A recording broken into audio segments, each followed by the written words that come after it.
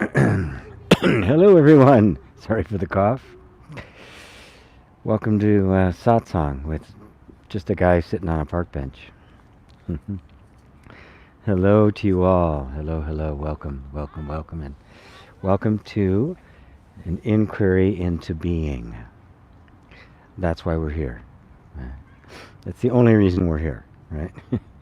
We're not here for any other purpose than to take some time and inquire into our being.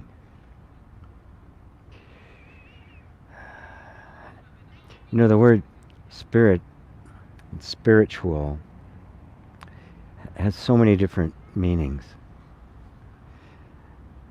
People think of it as having a certain kind of behavior, certain kind of ethics, certain kinds of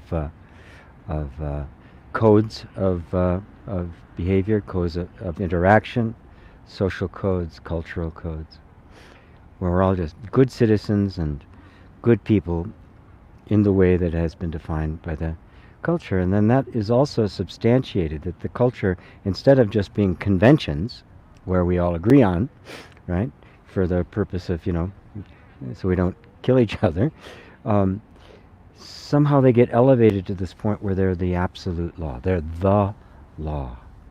And they're no longer maintained just by human agreement. They're attained by divine authority.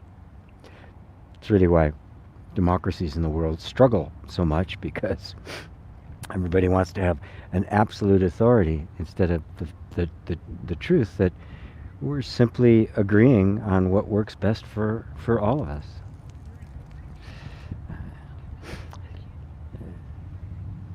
So, and then they'll call those spiritual laws. They make moral laws spiritual laws. Well, for me, spirit is being. It's truth. One of the original Greek words that ended up being translated into spirit is pneuma, which stands for breath or breathing, right? Prana or chi. And so the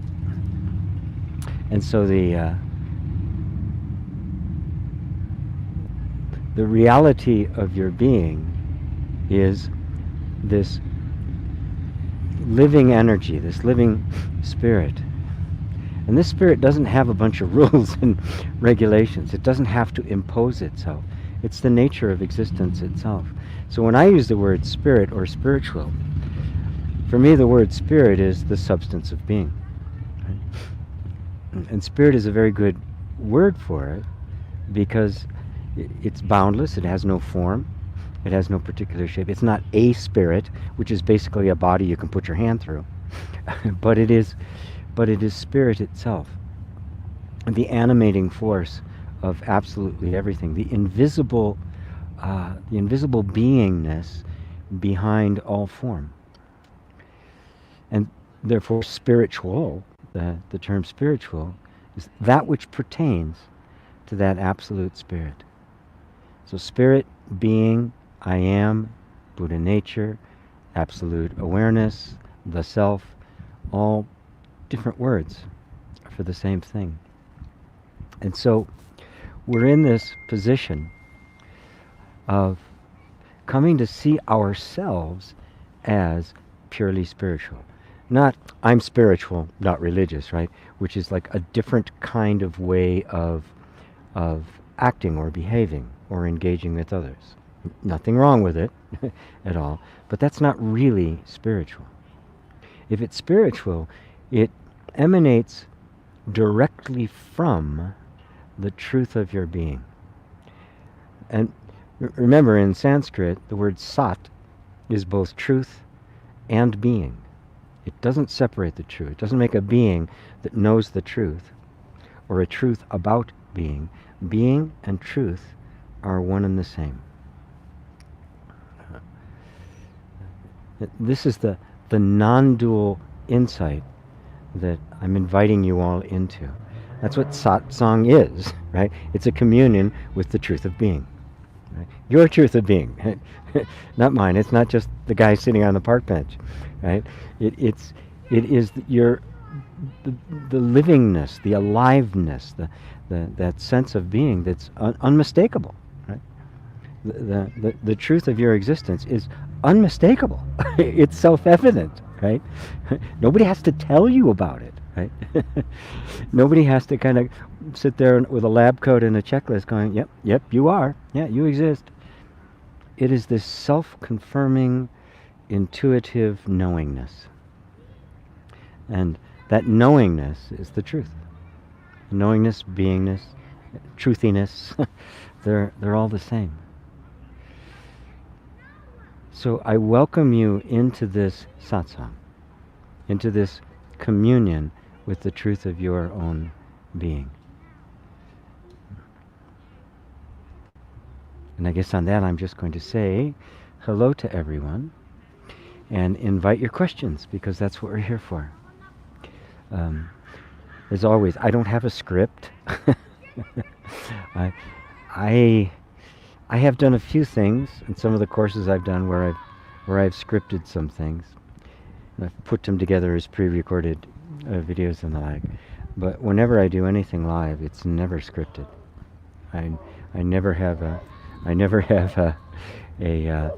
any kind of plan. I never have any kind of idea in advance what I'm going to say. As a matter of fact, I thought I did up to the moment I hit go live, and then a completely different subject came to mind.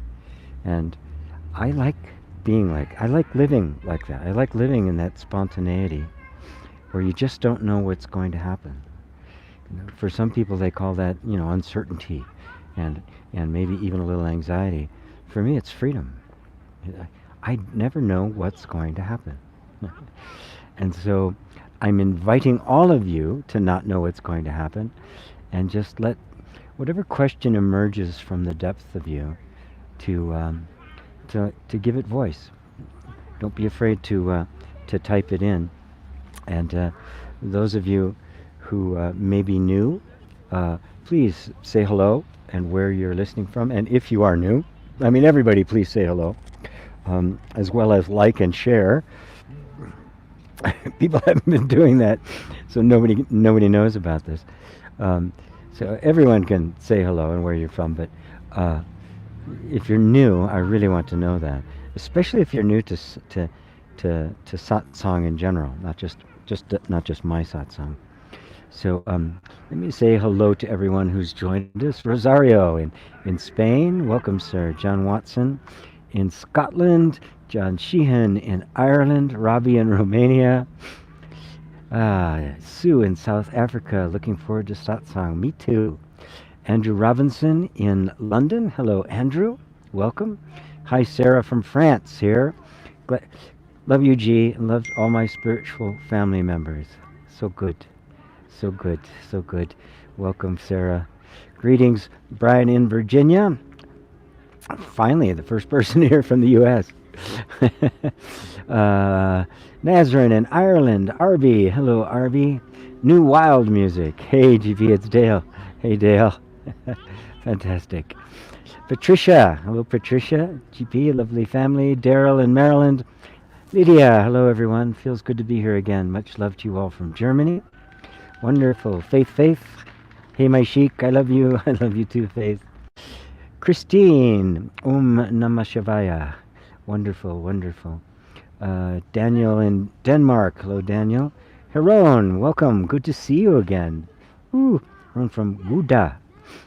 Oh, Roberta. Oh, I skipped over some people, didn't I? It looks like that went. Oh my goodness, I did. A whole bunch. Liza on the East Coast of the U.S. Dale, good afternoon, GP. Had a wonderful experience this morning where I listened to music in full focus. Got a virtual reality device the other day. Seems like it trains you to change focus reality. Well, yeah, it would. It would. What I would really... You're not changing reality, right? You can't change reality.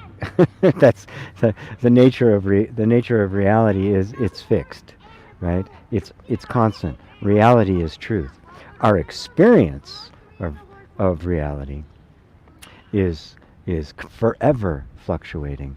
And I think one of the upsides of things like virtual reality devices and the like, is that they demonstrate how easy it is for our senses to be fooled, how easy it is for us to become convinced that what we're normally experiencing is the ultimate reality, and then how quickly it can integrate into a reality that you know in the back of your mind is not true, but yet is experienced completely through the senses as if it was real.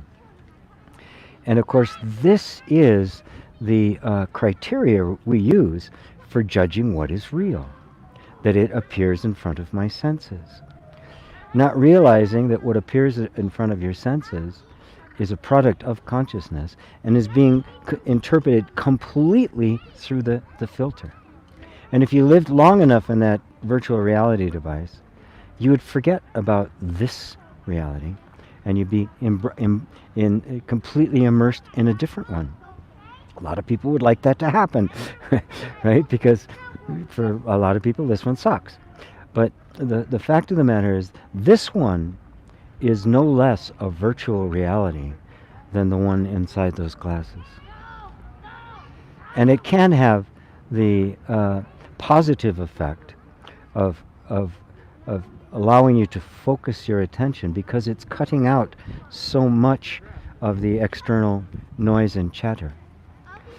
But to me, the biggest insight and the most powerful advantage of it is that it shows you that the reality that we normally experience isn't. It's simply a convention we've all gotten used to. Not just what's actually striking your senses, but our entire interpretation of them, our thoughts about it, all the assumptions we have about life. All of it is completely and totally in the mind. And it really invites us to ask more deeply, what is reality? And most important, what is the nature, the true nature of myself, the reality of me, of my being? Because you know what, and this is an important thing to notice, no matter how our experience of reality gets adjusted, no matter how illusory it is, whether it be complete immersion, someday there'll be a full body virtual reality suit that'll simulate sensation and the whole deal, and be completely and totally immersed in it. And from the perspective of you before you put on that suit, you will be in an illusion, right? And you can have one illusion after another, flip the switch, one after another, one dream after another, one lifetime after another. But the consciousness that's aware of it, that's not an illusion. You can't have an illusion without something there that is real, that is being deluded.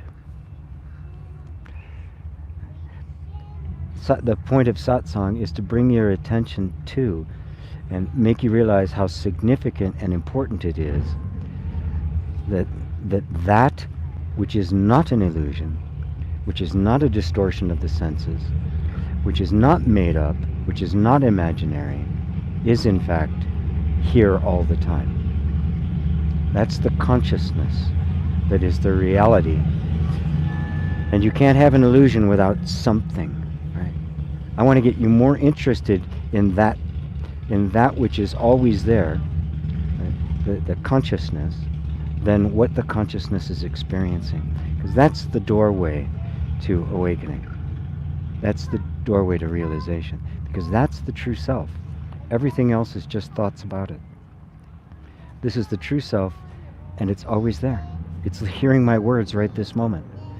It's that which would experience an illusion. It would be that which would distinguish between an illusion, one illusion from another. Right? That which would distinguish the illusion of virtual reality in contrast to what is called the reality of this, and can go even further to see the illusion of this into the ultimate reality, which is completely within you, the perceiver. So thank you, Dale. Thank you for triggering a little A little digression for me. Faith in Algeria. Hello, Faith. Ursula, Madeira Island. GP, hi GP, David and Elaine in Southeast England. Marlo, hello Marlo. Wonderful to have you. Andrew, does everyone live in their own universe? Well, as Muji put it, and I really like, he said there's one Earth, there's 8 billion worlds. Yes, you do.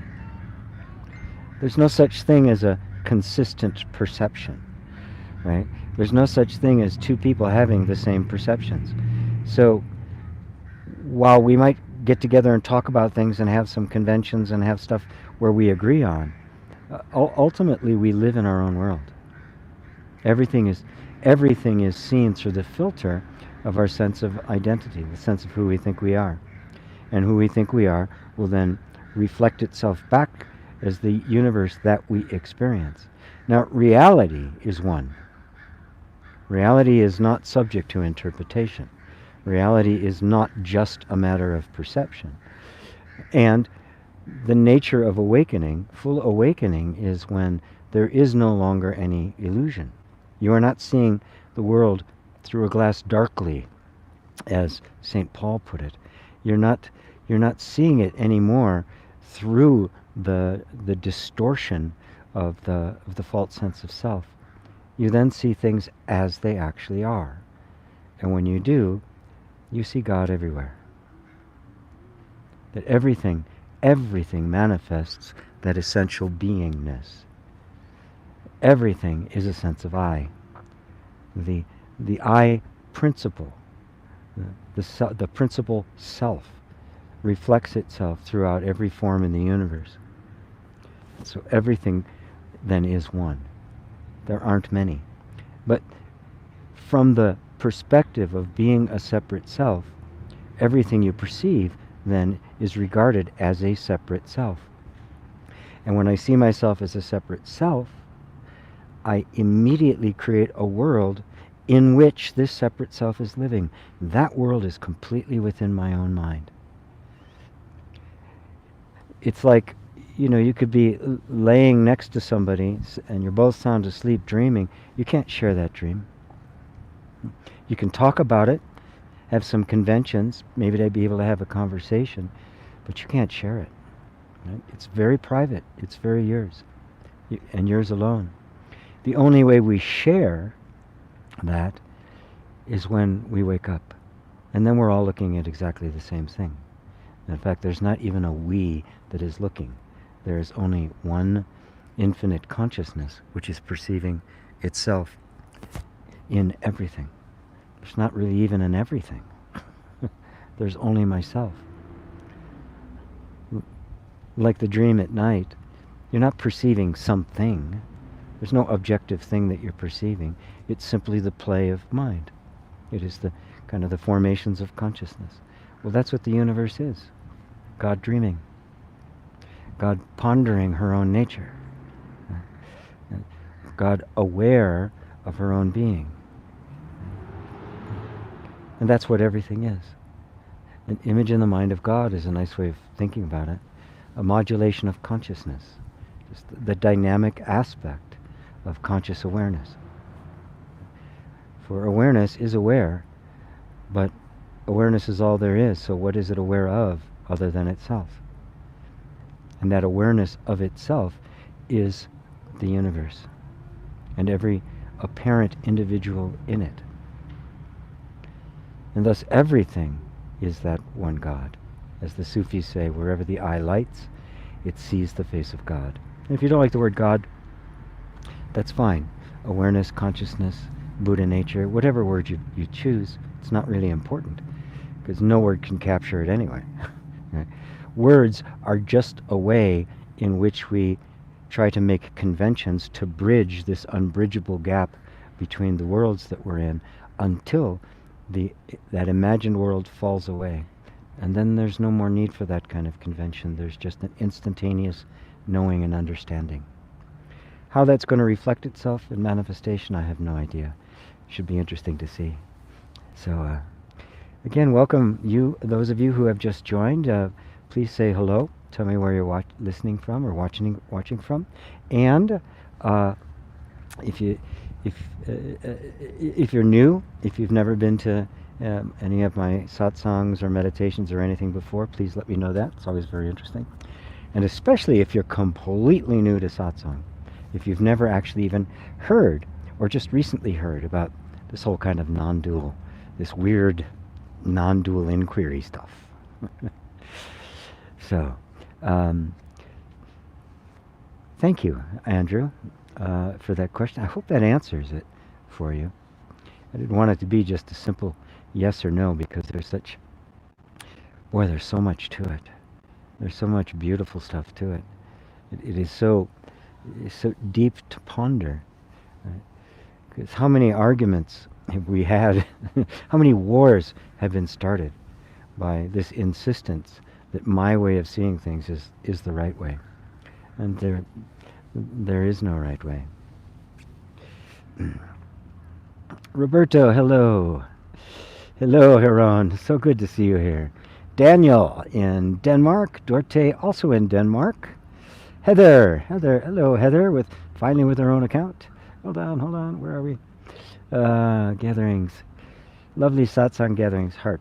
Heather in Pennsylvania. Anja in Germany. Hi, Crispin.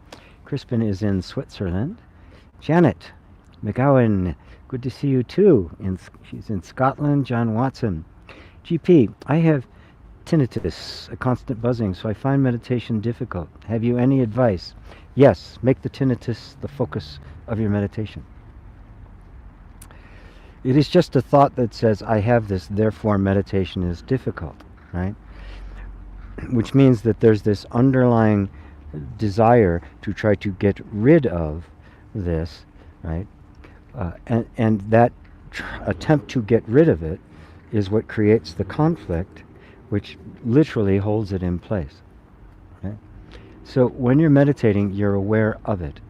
And because you've been aware of it for long, and you've developed a relationship with it, an antagonistic relationship with it, I should add, there's a sense of trying to push it away, to get rid of it, right? And then the thought says, well, I can't meditate while this is here, right? Well, that's not true. If you can't meditate while it's there, it's not because it's there that you can't meditate. It's because you believe that because it's there, you can't meditate. Your belief is creating it, not the bzzz.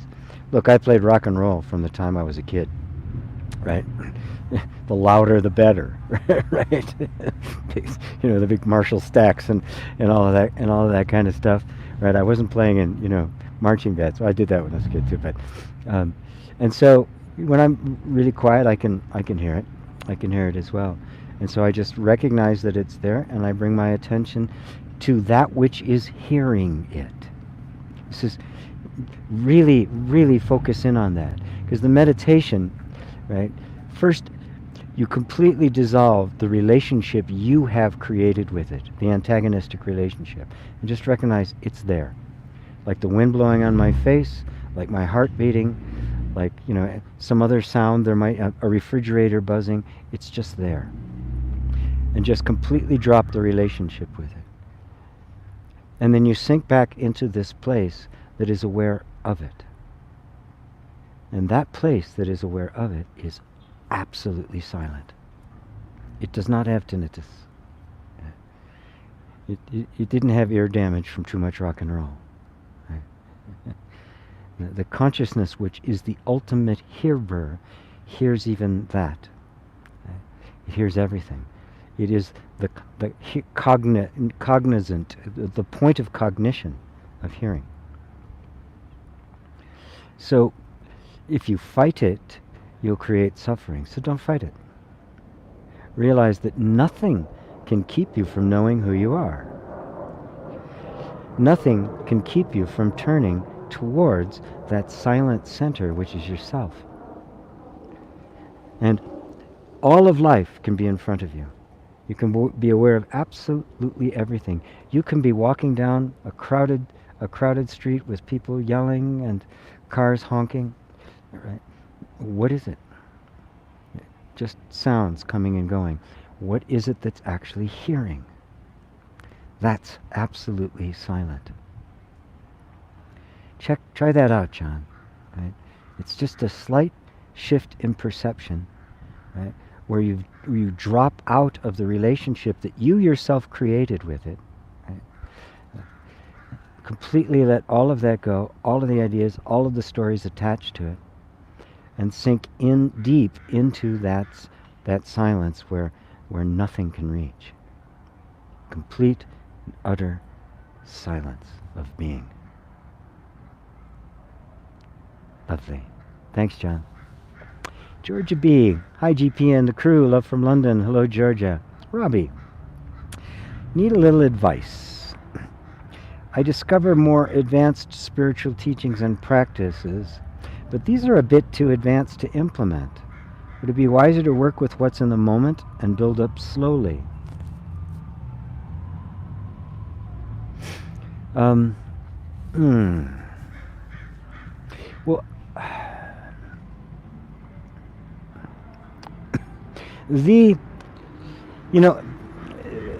various spiritual traditions have their ideas as to what advanced is, right? You start out a beginner and you work through, and you work your way up, and finally, you're doing calculus, right?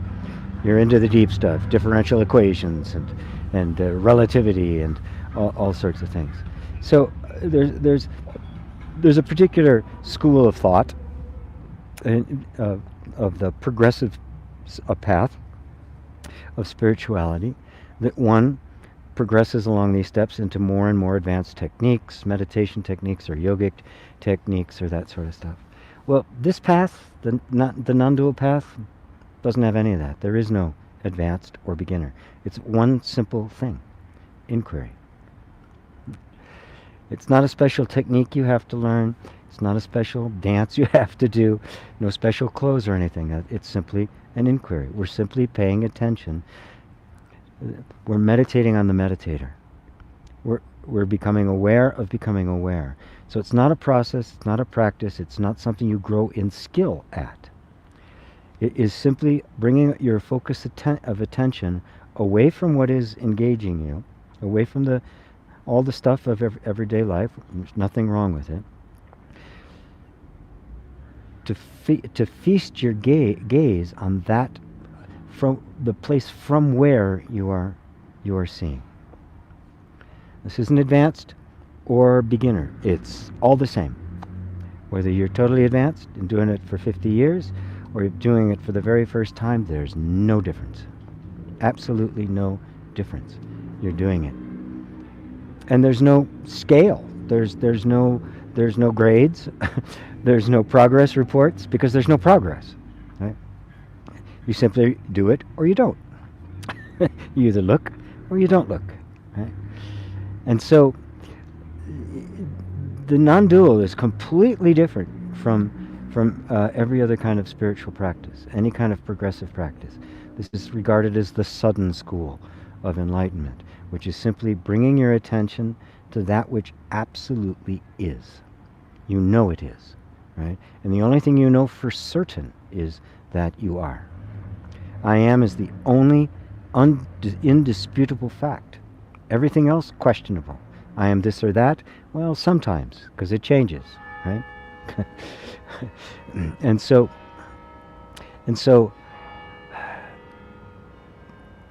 at the center of your inquiry is the sense of being, the I am, which some call God. Right? The realization of that is the awakening. You could put in a variety of different religious terms. The day of Pentecost, right? The descent of the Holy Spirit. It is this awakening where the realization that I am is myself, not my personal self. The personal self disappears, right? You disappear, and the only thing left is the self, the I am, which many people call God. Now that's not advanced, because it's true now. It's not something acquired through practice. It is realized through inquiry. A realization is not an acquisition. Right? You simply discover what has been the truth all along. And therefore, it isn't a practice. Right? It isn't a teaching. Right? It isn't a way, really. It is the discovery of the ever-presence of the One. So, does that help, Ravi? Jesus Christ, yes, the second coming. Hi, everyone. Hello. Hello, Jesus. Hi, GP. You're doing our dad's work. Keep going. He's very pleased. Thank you. Thank you very much. Test 1, 2, 3. Roberto, I do not know whether I want to awake, GP. It has proved so painful physically for me. Yeah, don't believe that stuff, Roberto. It hasn't been awakening that's been painful. You know, the awakening is simply the realization of all the ways in which you've been limiting, constricting, and demeaning yourself, and thus creating suffering. In the process of that happening, yeah, you may experience emotional and physical pain, but it's nothing compared to the relief that awaits you. It's nothing compared to the bliss of peace. You can't even compare. The only thing you can possibly say is, it was worth it. It was worth absolutely every bit of it, because you realize every bit of discomfort and suffering, be it physical, emotional, or psychological, pushes us to seek more and more deeply for the actual truth that does not change, that does not shift under our feet. It's more than just seeking some temporary relief. We're looking for permanent freedom. We're looking for heaven, right? Heaven on earth. I look back on my life, and boy, there were some times when it was just so dark and so painful. I would have done anything to have gotten out of it, and thank God I didn't. Because it was that forced me more and more deeply into recognizing this, and to see beyond a shadow of a doubt there is no other way. Every other way is a temporary relief, which will end up simply creating more pain and more suffering on the other side. All of the worldly pursuits, no matter what they be, right? Fame, fortune, money, financial security, power, all of those will only temporarily assuage that hole in the soul of all of us, and actually postpone the ultimate realization of the absolute reality of your freedom, because they're enough of a pacifier for the moment, right, that it alleviates that pain, but the gnawing is still there. And what happens when those circumstances decay? When the money gets lost, the house burns down, the loved one dies. What happens then? It all comes crumbling down because it was built on sand. Build it on the solid rock, right? It doesn't matter what it costs you. And I know it's been difficult for you, but I've also watched your progress. Right? To awaken means the end of pain, the end of suffering, right? Nothing else does. So when you say, I don't know whether I want to awake, you're actually saying, I don't know if I want to let go of this pain.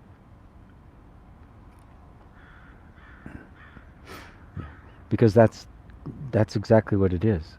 Awakening is the doorway out of suffering. Everything else leads to more of it. Sometimes even greater pain. When those things that we found that we were holding on to so dearly crumble in our hands. Right? So you might as well go for the gold now. Go for the ultimate health, the ultimate resolution, the ultimate medicine, which is truth. Which I know you're doing, Roberto.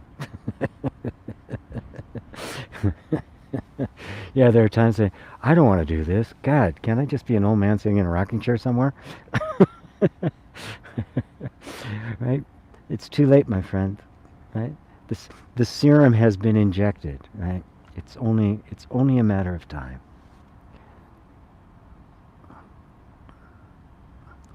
Oh, my battery is draining very quickly today. I may have to switch some things up. Well, we'll see. Because I'm having to feed this beast here as well. So maybe I could disconnect this guy for a while. Oh, he's still red. Okay, can't do that. Okay. Let's see. Penny, hi Penny. Good to see you. Himank, should you be concerned if you're having outside body experiences and sleep paralysis after intense meditation sessions? Well, I'm assuming that, oops, where did you go?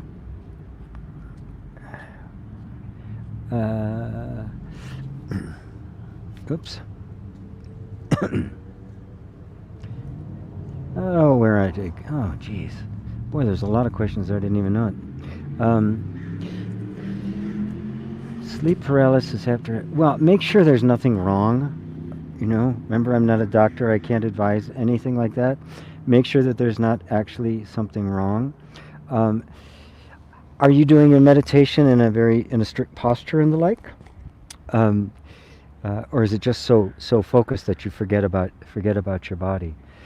In which case, what you might want to do is just do a little light exercise. Just move your body, stretch, maybe do some yoga or something like that, and let the body just kind of readjust. Because yes, in meditation, I know when I'm in meditation, I'm almost motionless, right? And so when I wake up, I stand up, legs are kind of stiff. So stretch, walk, right? Let your body get back to normal. Lots of water. Make sure you're well hydrated, right? So I think that's the best advice I can give on that, Himank. Hello, Ava. Welcome. Emiliano, do you like Wilber's integral philosophy? Well, it's not non-dual. It involves, neurology and the brain and the body and all of that sort of stuff. And the pure non-dual approach is the consciousness-only model of the universe. Therefore, whatever forms we create with our mind, and then beliefs we have about them, will seem to fulfill themselves. But this approach, the consciousness-only model, is there is no matter. Matter is imaginary. Matter was an idea that was created out of the idea that I'm a separate self, and therefore I am a person in the world, and that world exists independently of me, and it's perfectly natural of me to try to figure out what that world is made of. And the word that the Greeks came up with was matter, was just the idea of an external universe. It's completely an idea. And I challenge anybody to give me absolute proof that anything exists outside of your perception. If it exists outside of your perception, well, we have to find something out of which it is made. Therefore, that's a material structure, brains and all that sort of stuff. But if I'm made out of a brain, then this whole consciousness thing, spirituality, is a waste of time. Right? Because this is just, when this body dies, I die. I'm gone. Because that's all there is to consciousness, is a temporary material form. I don't buy it. Consciousness is primary. Consciousness came first. Consciousness is all there is. Your dream at night is not made of matter. It's not an actual objective substantive thing. It is made of mind. So everything you're experiencing is made of consciousness, and there is no matter. Now, when you take that position, as good and as beautiful as the integrated philosophies are, and to the degree, to the distance that they go, they're extremely valid. But then there's this other level. All materialistic sciences, even the integrated ones, simply disappear, because they're not relevant in the universe of spirit. They're only relevant in the universe created by mind. Right? And the true universe is not external. It's not objective. It's not made of mind. It is made of consciousness itself. Does that help, Emiliano? Give you a different perspective? Chuck, could this all be just a dream? Absolutely. There's only one thing that can't be a dream, Chuck, and that's the one experiencing it. By definition, there has to be something real to be deluded, or to dream, to have illusions or hallucinations. Something real is there. This path, this non-dual path, is to turn the attention towards that which is actually here. Yes, right now, I could be sitting in a mental institution somewhere, you know, yelling at the wall, right? In my mind, I think I'm this important guy sitting on an important park bench talking about the nature of the universe. Maybe I could be sound asleep on another planet, dreaming all of this, right? You can't look for the evidence of reality in experience, because it's all subject to the distortions of perception. But something is real. Something is experiencing the dream. Something is experiencing the illusion. What is real? That's the whole question. Well, that's the consciousness, right? You, the consciousness that is hearing my words right now, even if the words are a complete fabrication, if they're completely dream, which means they're completely with a subjective experience happening inside your mind and nowhere else, there's still a consciousness that's hearing it, right? And that's you, right? And that's self-evident, right? So we don't look to the reality of our being, to what is completely untrustworthy. And you know, in the dream, there's no way of proving it's a dream. The only way to prove it is a dream is you have to step out of it. Well, there's one part of you that's always out of it, that's always watching it, and that's where I want to bring your attention towards that which is always seeing it, because that's not a dream. What is that? Don't even bother trying to say. It's obvious, yes? Just put your attention on it. That's all you have to do. It's all you can do, because everything else is untrustworthy, shifting, changing, right? Everything else is not to be trusted.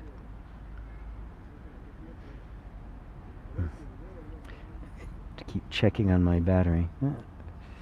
42 minutes, 64%. We might make it. We might make it.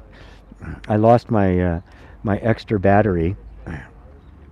I left it here, right in this very place, and I haven't replaced it because I'm still looking for another place to live where I won't have to be outside. Fortunately, the weather is still holding up, so I can do this. So, does that answer it for you, Chuck? At least point you in the right direction. Emiliano is in Sweden. Great. Andrew, thank you, GP. Yes, it did. Good, good. Crispin, lately I am often literally scared to death when I notice a change in my body. Is that the ego being afraid of its finiteness? Yeah. Yeah. Look, the body isn't afraid of dying. It resists it, right? But the body doesn't make any issue out of it. You know, if you've ever watched animals die, they don't make a big deal out of it. You know, I mean, even seen documentaries of, you know, the cheetah chasing the gazelle, catches it, right? It runs like hell. It struggles to try to get away, but once there's a recognition that it can't get away, you'll notice that it just kind of completely lets go, completely surrenders to it, right? So the resistance to it is not in the body. For the body, it's just a change, right? So what? You know, changed a lot. I didn't look like this 5 years ago, or 10, or 40 or keep on going. I didn't, right? It's constantly changing. The body never stops changing. If it stopped changing, it dies. Right? It has to constantly replenish itself because it's not a thing, it's a process. It's a flow, it's a function, right? So change never ends. So the sense that somehow the fluctuations of my body affect me is the false belief, which is the essence of the ego. The consciousness, which is beholding these changes, right? The body isn't noticing the changes. Body isn't registering change. It's not keeping track. There's something else that sees it and quite clearly sees. Even sees that it doesn't see as well as it used to see, right? Even sees seeing, right? So every change is being noted. Is that changing? That's where you put the attention. As long as we're identified with the body, and identify derives from the word identical, which simply means to be made identical to made the same as. So when my sense of being and consciousness, makes itself identical with the body, all the quirks and ups and downs and shifts of the body, which are life itself and unavoidable, seem to be me. I believe now them to be me, so it seems like I'm changing. I'm fluctuating. I'm dying. I'm getting old. But look closely. Look really closely at that which is aware of all the changes. Is that changing? Well, that's you. Remember, the ego is nothing more than the sense of self that arises when consciousness identifies with the body. At that moment, a sense of self gets created. Now, there is no sense of self in the body. And the sense of self, of consciousness, when it is not identified with the body, is infinite self. I mean, it's infinite. Buddha even called it no self. Right? It's just this infinite being. Right? But when it identifies with the body, consciousness suddenly, in the mind, takes on a form which it doesn't actually have. So it's totally imaginary. So that's the nature of the ego. It's a spontaneous creation, and it's not a constant. It's not always there. Right? It comes and goes like everything else. And the fact that we can talk about the ego means there's something conscious looking at all those qualities that we call the ego, isn't it? Now, so the consciousness is not the ego, and it's not the body. It's that which is aware of all of it. That I never changes, but notices all change. Remove your sense of identity from that which is changing and let it root itself in that which is changeless. And the fear of shifting and changing will disappear because you're not changing. You are constant. You are fixed. You are the absolute, unchanging truth. Does that help, Crispin?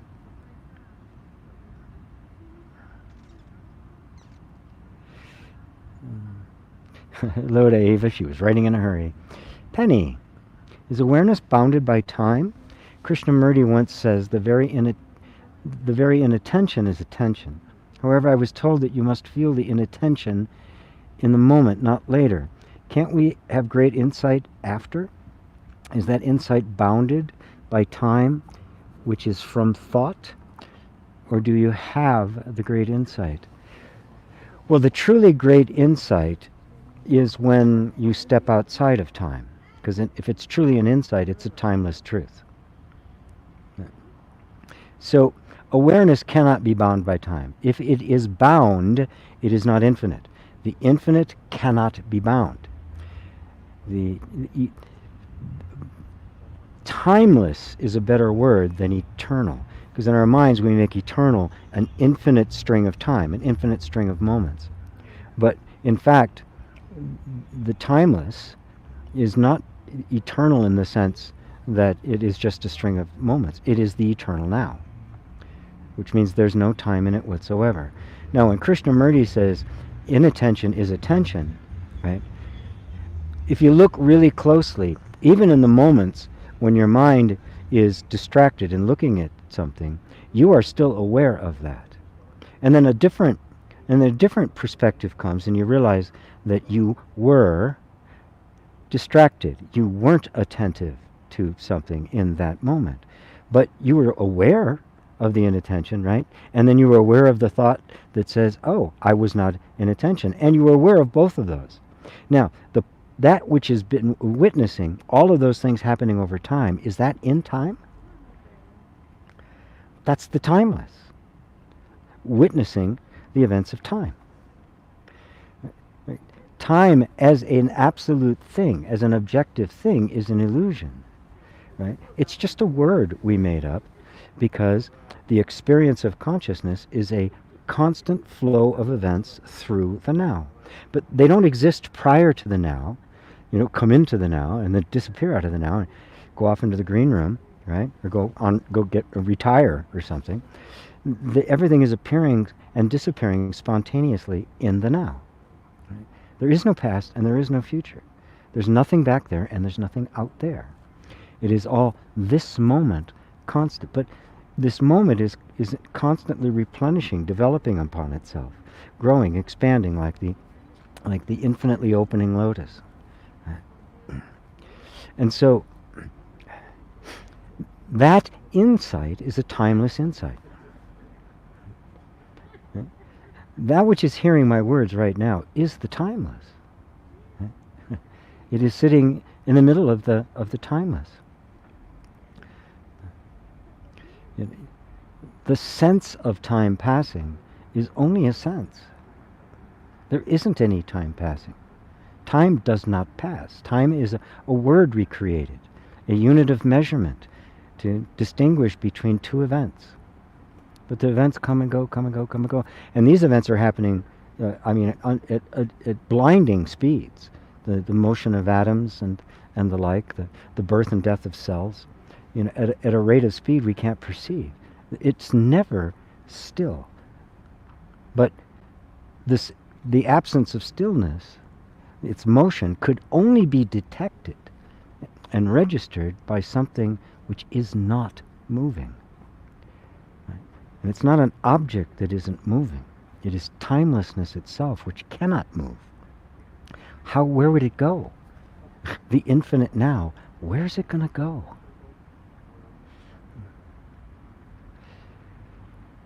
Read that again. Is awareness bounded by time? No, can't be.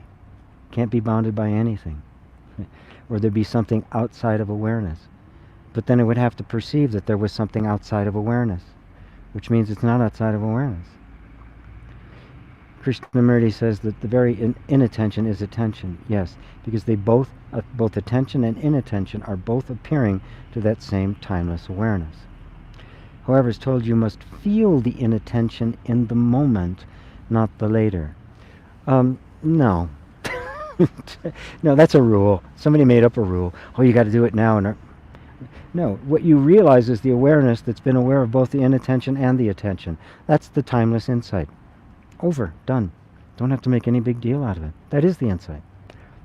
And the only insight that matters is recognizing that both inattention and attention were both perceived by that same awareness, and that awareness is beyond both.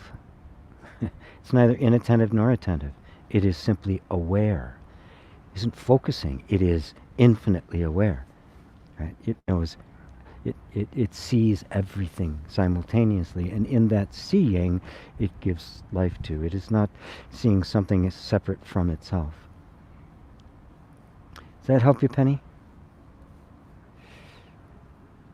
Could this still be just a dream? Were you repeating this question, or was there something about my answer that you didn't? Oops, sorry, you didn't quite get. All of this is a dream, Chuck. All of it, absolutely all of it, except you. Right? A dream has to have the dreamer. Find the dreamer, and the dream will end. It won't be a dream anymore. Right? It's only a dream because I believe it to be objective and real. Right? But you, the one perceiving it, cannot be a dream. If so, who's dreaming you? Right? Monk, hello again. I don't know much about Christianity, but what was Jesus' opinion about the religion that he was born in, Judaism? I know that Jewish people don't accept him as Messiah, but what did Jesus think about it, especially considering the fact that he borrowed a lot from it when starting his own religion? Well, first off, he didn't start his own religion. He was a sage. He was an enlightened being that appeared in that particular time, in that particular culture.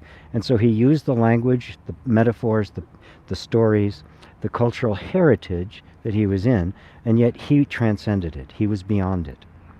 Right? He broke the laws. He said that the law was made for man, not man for the law. It got him in a lot of trouble. He criticized a lot of what of the formalness that the Jewish religion had become, and he pointed to the virtues of it: mercy over wrath, kindness over hate. He said, "It is written, an eye for a tooth," and I say, love your enemies, bless those that curse you. The whole Sermon on the Mount is a complete contradiction to the Jewish law, which is crime and punishment, basically. And yet, as a sage, he had enormous respect and regard for his heritage, just like I do for mine, right? Where it came from, and what I know about Judaism, what I know about Christianity, and how I've been able to subsume that into a deeper spiritual understanding. And so he criticized hypocrisy and cruelty and indifference, just as we should. Just as we should. And he pointed to the best virtues of that, and he pointed out the things that were actually enslaving man rather than setting him free. And that's what got him into trouble, because he wouldn't accept all of it, and he did things he wasn't supposed to do according to the law. But he said there's a higher law, and that was, of course, beyond what the Jews of the time could possibly accept. There couldn't be a higher law than that, because this was a cultural identity, and therefore this had to be the ultimate, the absolute, just the way fundamentalists do now. No difference. And he says, no, it's not. Mercy, kindness, gentleness, love written on your heart that doesn't need laws. Love is the fulfilling of the law. That's really what it's meant by the New Testament. This is a new agreement. Well, it's not a new agreement with God, right? He replaced that God.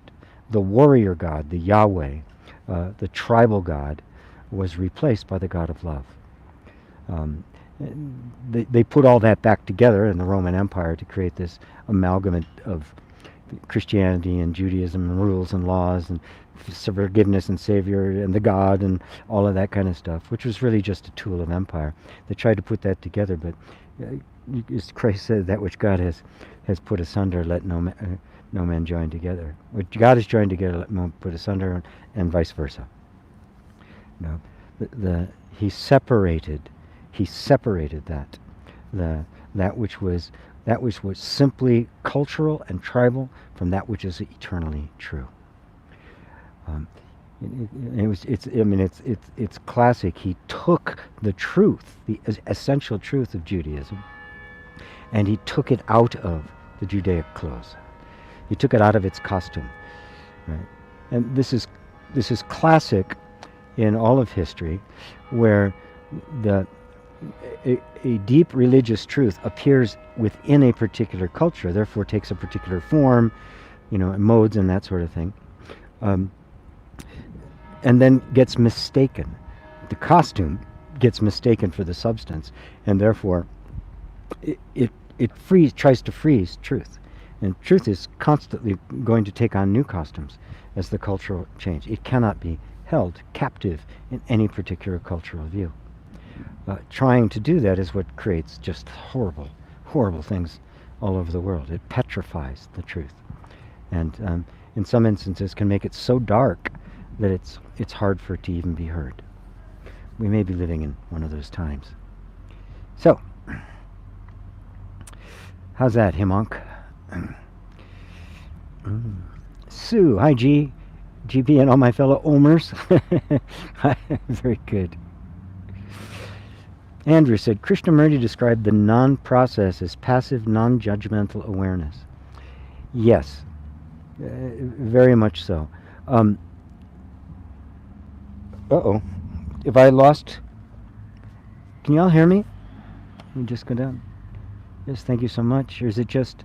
Somebody said they can't hear me. Sue?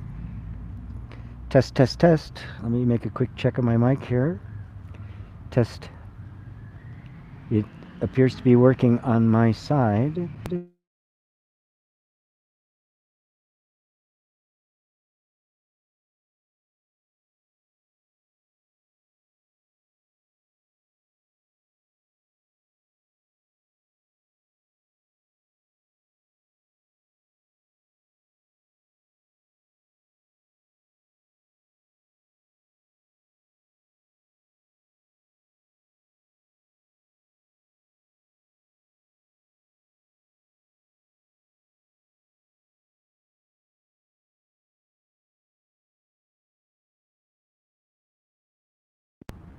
Okay. Should be back now. Testing. Yeah. We're back. That's weird. Yes. It's like it disconnected. Glad we caught that quick. Where was I? Andrew, yes. Krishnamurti described the non-process as passive non-judgmental awareness.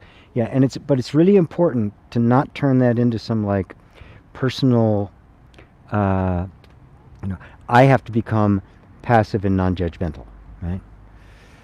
I that's really just trying to make a better person. and let's let's be. Uh-oh. Testing. You know what? I'm going to switch microphones. I think it's the best thing to do. Give me 1 second. Probably save on the battery too.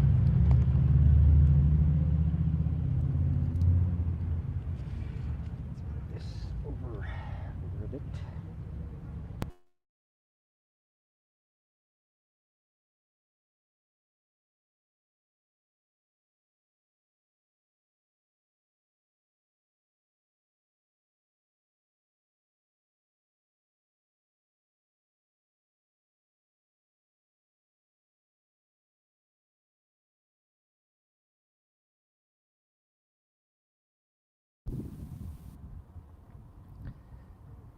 All right. How's this? Yes. It'll probably save on the battery a bit too. Very good. Where was I? Ah, yes. I was trying to describe what Krishnamurti was describing as passive non-judgmental awareness. The passivity or the receptivity, the feminine principle, right? The nature of awareness itself is that it does not put any kind of preference or judgment or criticism or evaluation on anything it is aware of. You can think of it like your eye. If light strikes your eye, it gets in, right? Your eye is not a discriminating character, right? Once it gets in, right, it'll go to, different parts of your mind, and this, I don't like this, I like this is great, this is not so great. Comparisons, memories, associations, all of that. And then some kind of a judgment forms. But from the perspective of the eye, complete and total open awareness, complete spacious acceptance. This is the nature of awareness itself. So when he's talking about that, don't see it as being you have to become passive, because that's just the ego trying to be good, right? And egos can be horrible, right? They can be greedy and indifferent and cruel and nasty, or they can be virtuous and loving and compassionate. But if it's still an ego, it's still flawed, right? You want to go beyond trying to be passive and non-judgmental. To discover the nature of your being as awareness is by its nature open, expansive, accepting, non-judgmental, non-critical, which is really another way of saying love. That awareness is pure love, natural love. It is not anything that's enforced through any kind of moral regulations or the like. So just be clear. So when Krishnamurti says that, it is a non-process, because seeing what's true is not a process. right? You simply have to look in the right direction and you see, right? You don't have to practice seeing, right? You just open your eyes and see. It's like a mirror. You don't have to figure out how it works. Just stand in front of it, right? So this is what he was emphasizing all the time. A lot of people misinterpreted what he was saying to try to take it from a cultural or an ethical point of view to try to be a certain kind of person. You don't have to. These are the characteristics of being itself, your being, as it actually is. And so you don't have to worry about passivity or non-judgmental awareness. Awareness is that. Our job is to simply peel away everything that isn't that awareness, and we discover this is what I am. This is what I've always been. So, you're all hearing me now. It's back. I hear you, but not now. 2:03. What time? That was 3 minutes ago. Yeah. Okay. We're all back now, right? Loud and clear. Hearing you fine. Good. Good. Good. Good. Yeah. I'll keep checking on it just to make sure. But everything looks good. Yeah. Okay. Got it. Cool. Now, where was I? Robbie. Thank you for answering. I guess I've built a mental scale where I judge based on how much progress I make, quote unquote progress, and feel guilty if I'm slacking off. Yep, that's what happens. That's exactly what happens, my friend. Whenever we set ourselves up on the progressive path, we're inevitably going to be judging. We're going to be comparing now with where I should be. But that's completely in the mind. Because now is the only place you ever can be. And if you don't compare right now with anything else, is there anything wrong with it? Is it anything less than perfect if you don't compare it? So the progressive path, which is the path of most spiritual seekers and most spiritual disciplines, that is the most common path. That's the gate that's wide, not the gate that's narrow. This is the inevitable result of it. It's always going to be an assessment. Right? Where does that progress eventually lead? You see, it's endless. It never stops.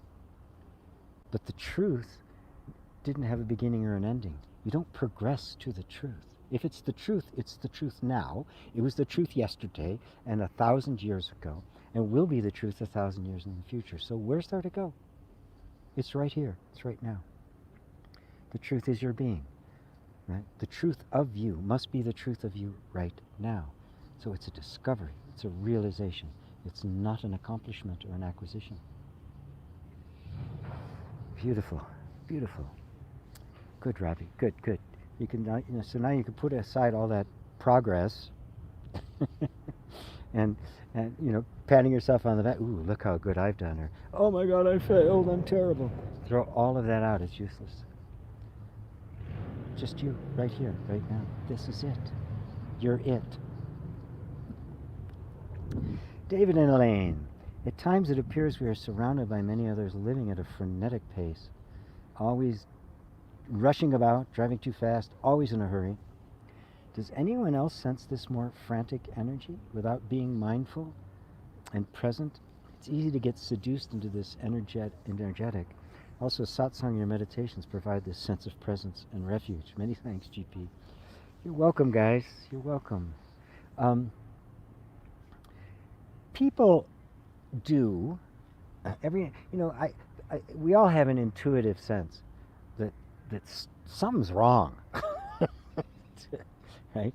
Just this incredible push and stress and strain, and when you become conscious, when you really feel yourself into presence, it becomes really obvious. It's like taking a diamond and setting on a piece of black velvet. It just completely stands out. Whereas when you're in the middle of it, right, you're just looking for a little relief from it, right? The idea of questioning the whole thing doesn't seem to occur to you, but everybody feels it. Everybody. Something's wrong, and of course, it's reflected. Stress is is a factor in every major illness of the modern era. As, in addition to its own, its own characteristics, which is an illness in and of itself, is chronic stress syndrome. So, when you're in presence, you're actually going to sense that in the world around you. I sense it all the time, right? I could feel it all the time, kind of this undercurrent of discontent, the undercurrent of suffering. Right? And so you just stay in your own presence and let it come through you. The very act of you staying in the presence and it just moving through you actually transmutes it. It becomes a bit of a lightning rod for the world. And it can assist all sorts of people in gaining a clarity that they wouldn't have access to any other way. Because yes, it's push, push, push, push, push. We live in a world that is driven by greed, by pushing everything to create and consume more and more and more and more. And of course, the more you do that, the further away you get from here, which means the more unhappy you get, the more stressful you get, the more angry you get, the more violent you can get. All of it, an alienation from your soul that's being fueled, right? I mean, the devil is having a lot of fun these days.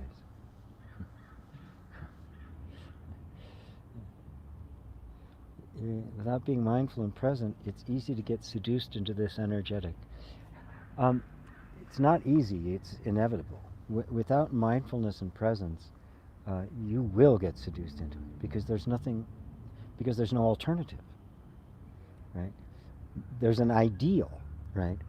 That if I get everything the way I'm supposed to be, I need it to be, then I'm going to get this payoff of some kind of ability to relax. And it usually means I'm going to acquire a certain amount of wealth or status in the society, and they often go together. But if you look at the lives of the people who have purportedly arrived at that level where they should now just be able to be content, they're not. They're even worse. They become increasingly greedy. They become Scrooges. So the evidence is overwhelming that the whole thing is nonsense. But without some kind of direct experience of presence that is fine and stable all by itself, what other examples? Where else are you going to go, right? It's kind of, you're kind of lost in the sauce. Something has to pop up and say, there is an alternative, a completely different alternative, and it's right here. Thank you, David and Elaine, my beautiful friends. Nazarene. I was meditating on who I am. Not sure I should even meditate that way. I felt a sense of fear. What if I wake up? I felt I am not sure that I even want to wake up. Where do you think this feeling is coming from? Thank you, GP. Well, it's coming from the false sense of self, which doesn't want to wake up, because you wake up from the false sense of self. The ego dissolves. This sense of identity that you have been embodying your whole life is what you are waking up from. You don't, the false sense of self, you don't wake up. You are what you wake up from. As Ramana Maharshi put it beautifully, as he always did, he said, the I removes the I and yet remains the I. That may seem a little bit arcane or obscure, but the true I, the real you, the consciousness that is hearing my words right now, right, removes the false sense of I. and yet remains itself, the I, as it always was.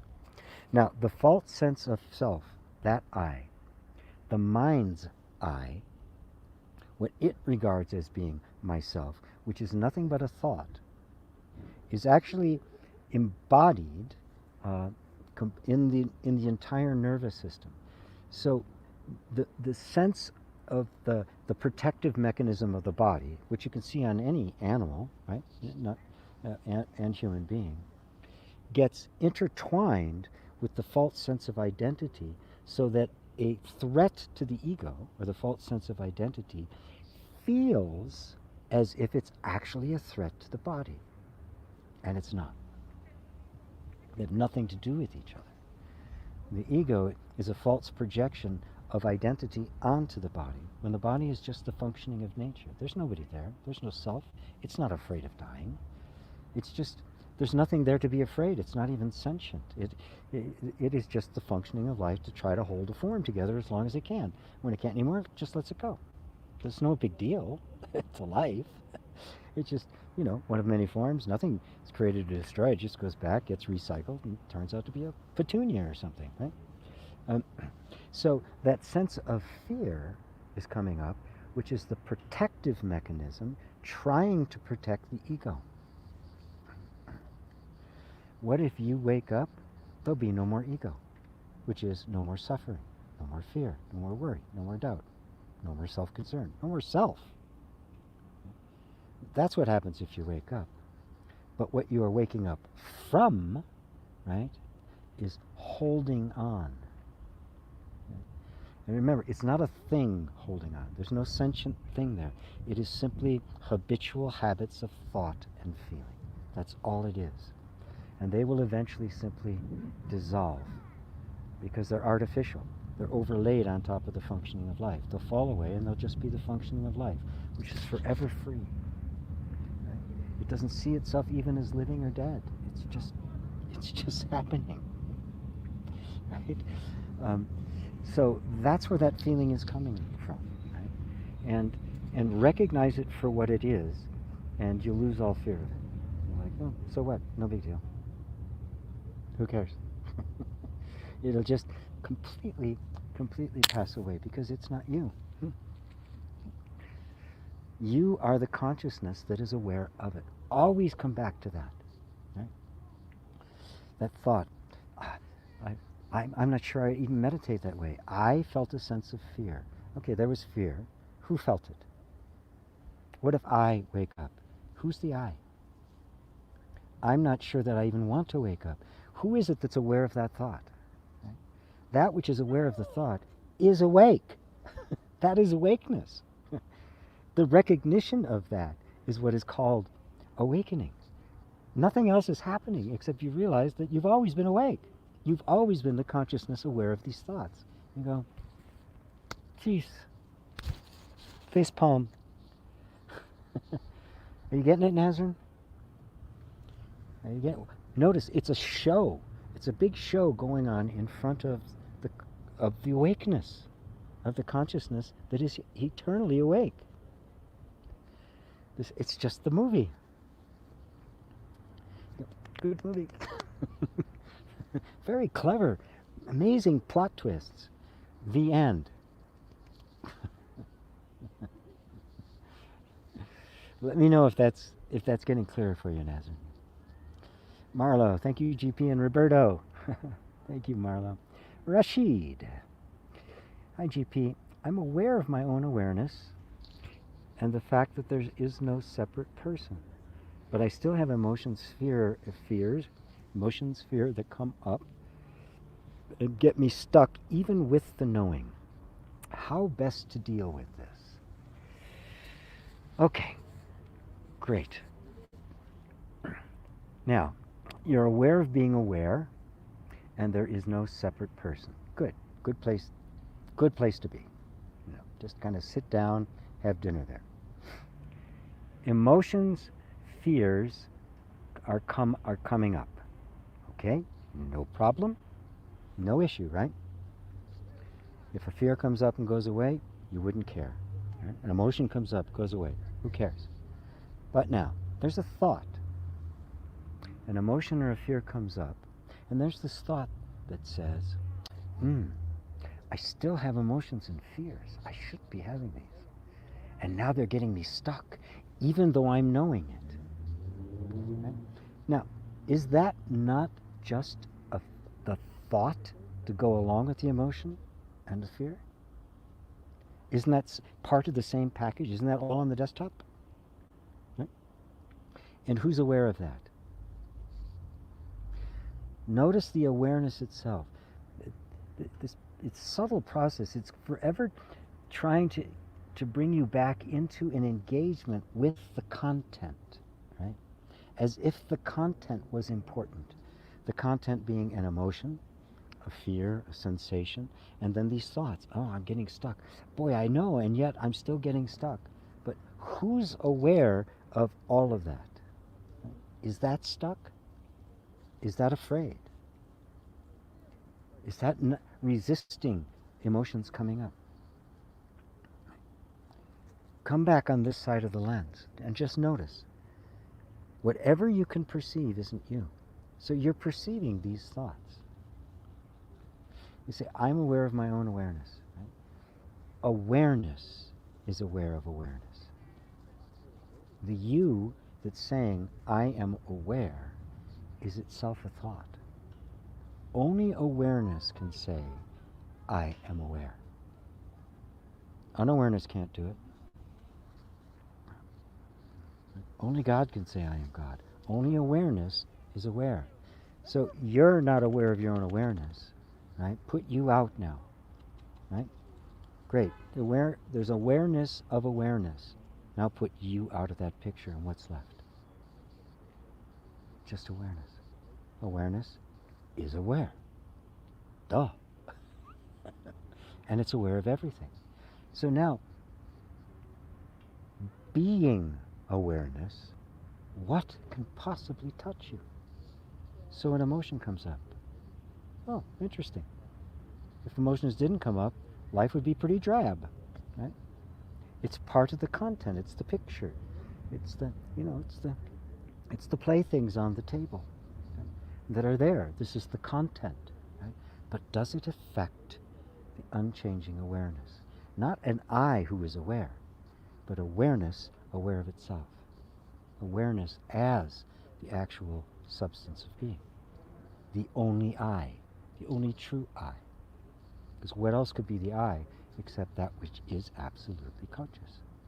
Consciousness alone is conscious. Awareness alone is aware. So now look at all of the things you just said to me and see if they still are valid at all. See if they still hold any water. Or if they're just a passing cloud. Let me know, Rashid. Hey, Jay. Jay was on from the beginning, but a little late. A late hello. Anja, Crispin, thanks for your question. I feel also massive fears coming up with changes in the body. Yes, it is just kind of the natural process of the body changing, which it will, but we're also feeling the body politic, right? We're feeling the body of humanity and the earth. You can't separate the two. There are enormous shifts happening in the sum total of human consciousness, which is the world, right? And you're going to feel all of those. So just kind of, yep, these feelings are running through, and I am the great, the universal solvent. I am love, which is the universal solvent, which dissolves everything unlike itself. You are the transparent film through which everything passes and gets transmuted. Faith. Where does the awareness go when we are distracted? Yes, I would realize that I was not paying attention, but what happened to awareness while I was distracted? Awareness is not attention. Attention goes here and here. And when attention is here, it's not there, right? So we would call this attention because the flashlight's pointed in that way. That's all attention is, right? But I'm not paying attention to that. But aren't I aware of what attention is on and what it's not? Yes, the focus of the mind is only letting in this content right now. Right? And then it comes back to this content and says, oh, I was distracted, right? Which is just a thought saying, because it was here and it thought it wanted to be over there. But obviously when it was here, it wanted to be there, right? and yes, part of the meditative practice is actually beginning to get actual control over where attention is going. But was awareness not aware the entire time? Isn't awareness what attention is reporting to? And the thought that says, I was distracted, isn't that just appearing to awareness? Was awareness ever distracted? Really look at it carefully. Was just this pure knowing ever distracted? Whatever it happened to be knowing, and of course the content is always going to be finite. It's always going to be the flashlight. It's always going to be this much out of this much, right? Because in terms of attention, it can't take all of this in. It simply can't do it. So zoom, I'm looking at the tree, I'm looking at the car, I'm looking at the computer, I'm looking at the people over there, right?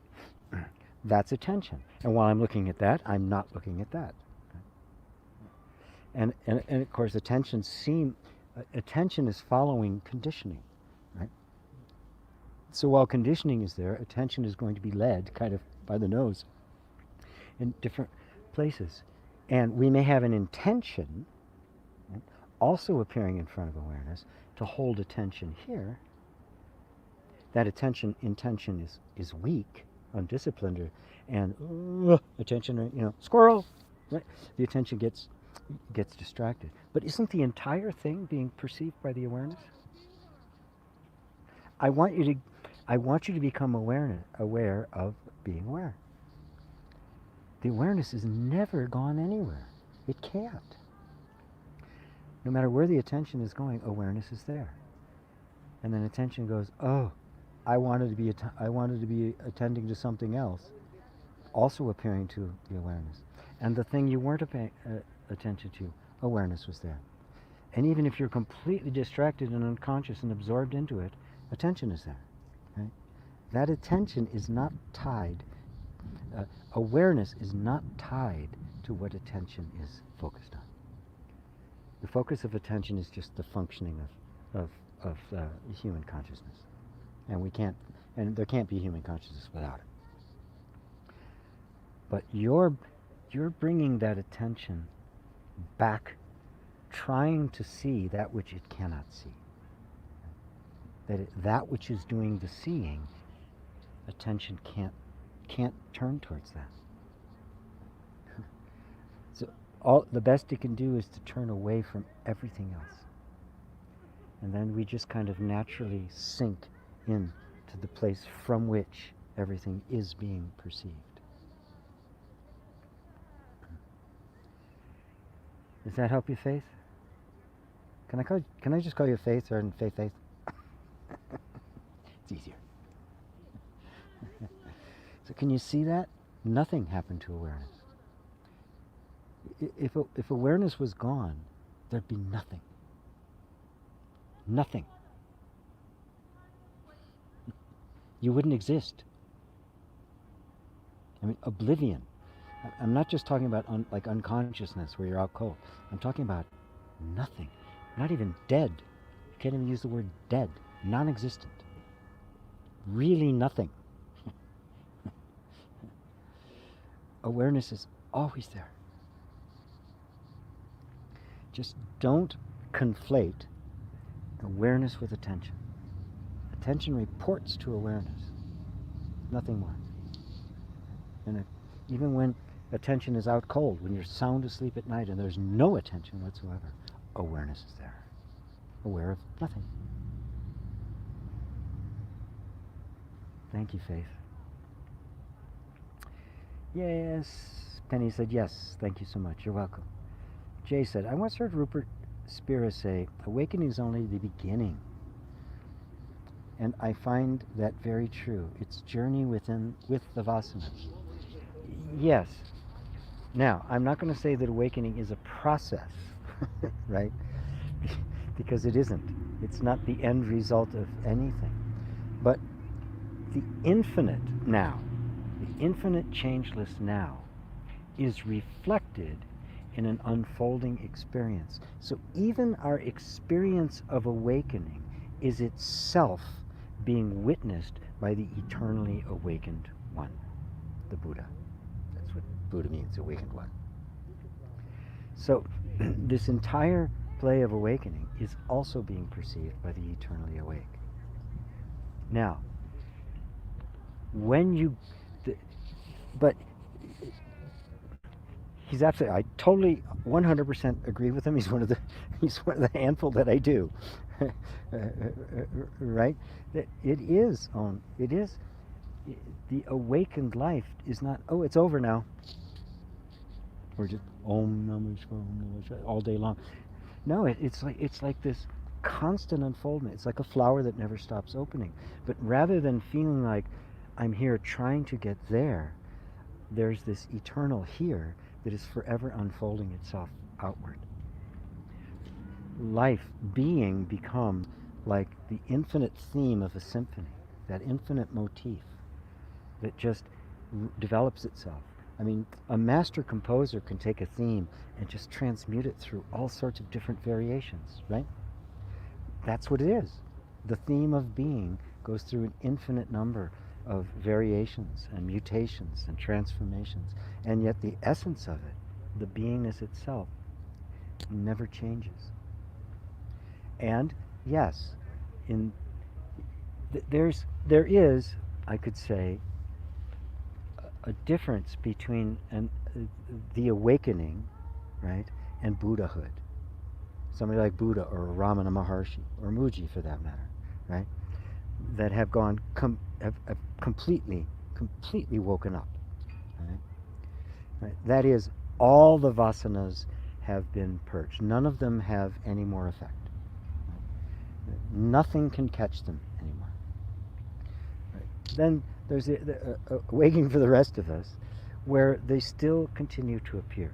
But that sense of self, that sense of being who I am, is so powerful, right, unmovable, that it's not tricked anymore. And so it is the environment in which the vasanas, these age-old habits and tendencies, well, really one habit, the impulse to identify with something, with form, to become identical with form, right, in all of its various kinds of seeds, right, they come up, but there's nobody's there watering them. And so they wither. And eventually the seeds themselves. And at some point there's this awakening into Buddhahood, which is completely beyond. They're gone. Karma's gone. Endless lives are gone. Shiva's gone. Shiva himself has dissolved. Now, when I talk about that only because I don't want people to diminish themselves, like it's all or nothing. I'm a Buddha, or I'm nothing at all. And there is, from our perspective, a progression that's taking place. But there is this transfer station, right? You're off one bus and onto another. And I call it from delusion to awakening. I'll call it the twofold path. A path that gets to awakening, and then a path from awakening, pre and post sadhana. And that's what I regard, what I created in inner reconciliation, is that which can lead to it, and then how to then live from it. While things are still beginning, while some doubts may still appear, or some kind of anger may come up, or stuff still begins to arise. But if there's a rootedness in that sense of being, it will arise, but it won't stick to anything. It won't have any life to it. It'll lose all of its vitality, and we simply are in that place for however long, I have no idea, until all of those vasanas are eventually completely burnt. But they're seen as vasanas. And then or in Buddhist terms, it's called the repository consciousness. And so until eventually that entire bank account has been exhausted, and there's nothing left. So I'm wanting to ride this wave here, so that I don't make things like absolute, but at the same time, we're not seeing this as on a journey, on a destination to get somewhere. You're already there, right? And the full reality that you've always been there is what every one of these vasanas comes up to try to deny the full reality that you've always been here. This is where you are and have always been and always will be. That is the power, the absolute eternalness of it is the power that dissolves that vasana, which is claiming the opposite. So in a sense, you are not admitting to any progress, while at the same time you're experiencing what on the surface appears to be progress. Whew. It's a subtle one. Thank you, Jay. How was that? Hemong, thanks, G. Learned a lot today. Very good. Thank you, Hemong. Andrew, yes, we can hear. Oh, right. Olat, I really enjoy you and your clarity. Thank you, my brother. Oh, you're very welcome. You're very welcome. Oops, lost the sound. Sound's back now. Yeah. God, I hope so. Very good, yeah. I've been talking here for a while. Back, it's back, yes. Yeah, I had to, I should keep checking on it. Audio, yes, we're good. Let me take a stretch here for a second. Oh, it's a beautiful day here in Santa Fe. Anyway, all right. Robert Hill. Hi, G. One guru said, the moment of true enlightenment is usually the moment of death for most, unless you know the tricks of the body and can hold on to it for some time. Why? Well, there's a variety of different perceptions of it. The moment of death, which is not a moment of death, it's really when this particular vehicle of perception is no longer sustainable and it crumbles. And with it goes the mind, which means the memory, the experiences, the sum total of everything that made up the human being, the ego, which is nothing but a construct of memory, falls away. And there's this sense of, I simply am. It's the thing that people sense as this great peace, this great opening, this great sense of security, this great sense of wonder and awe. Because just imagine in a split second the entire burden of your human life gone. Now that's what awakening is, by the way. Although except the body is still here, right? Now the event of a body falling away and having that experience does not guarantee that another body isn't going to rise up to take its place. That's what the vasanas are all about. They are this impulse creating lifetime after lifetime, which is simply this desire, a desire that is not in the body, but actually creates the body, a desire to be someone, to become, to be a form, to take form. And so, because most are unprepared, this formlessness is extremely uncomfortable, right? At first there's this bliss, this incredible relief, and then this, yeah, but what about the vasanas begin to speak? Yeah, but what about, and all of a sudden this desire now for a rebirth emerges. And if we don't know what it is, it will happen. We'll eventually kind of start falling down this black hole until finally, and the whole process starts over again. So, but we have to understand that the consciousness that is perceiving the body, the consciousness that is perceiving the falling away of the body, the consciousness that is perceiving the arising of all of the vasanas is the same consciousness. That's you. When that is recognized, that's the awakening. And that does not require having a body or not having a body.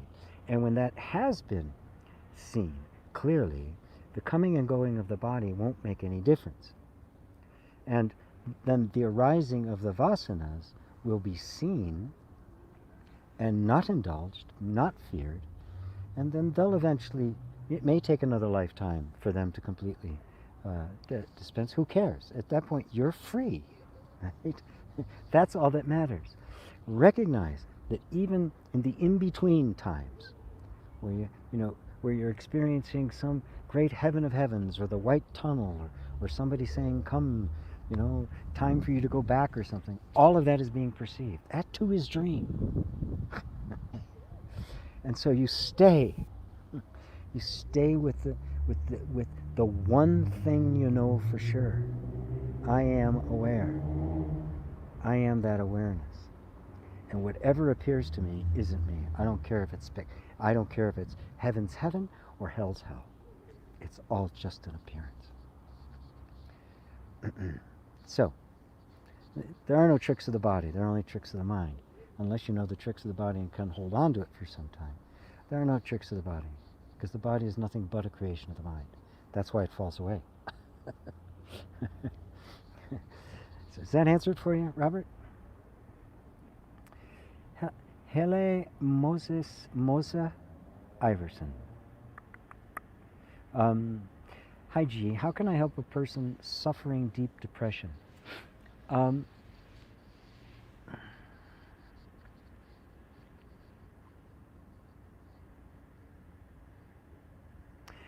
Well, you usually, for me, the thing that brings the ultimate cure is understanding.